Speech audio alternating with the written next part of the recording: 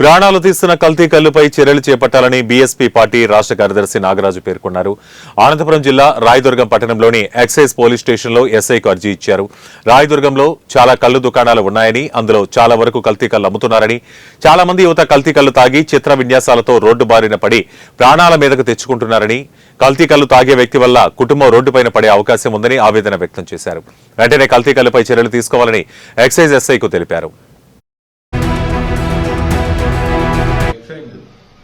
SI గారిని కలవడం జరిగింది. సిఐ గారు అందుబాటులో లేకపోతే ఎస్ఐ గారిని కలవడం జరిగింది.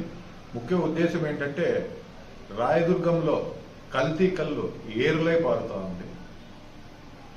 యాక్చువల్గా వీళ్ళు ఎంత కళ్ళు కొనుగోలు చేస్తా ఉన్నారు, బయటికి ఎంత అమ్ముతున్నారు, లైసెన్స్ ఉన్న షాపులు ఎన్ని, లైసెన్స్ లేని షాపులు ఎన్ని, దీనిపైన విచారణ జరిపించమని చెప్పేసి ఎక్సైజ్ అధికారులు మేము కోరడం జరిగింది. ఈ కల్తీ కళ్ళు వల్ల అనేకమైన కుటుంబాలు రోడ్డును పడుతున్నాయి, ఎన్నో యాక్సిడెంట్లు జరుగుతున్నాయి. అదేవిధంగా ఆరోగ్యం అనేది చాలా దెబ్బతింటా ఉంది. ఇలా జరుగుతా ఉన్నా కూడా చాలా మంది గతంలో ఉన్న అధికారులు నిమ్మకు నీరెక్కినట్లు వ్యవహరించారు.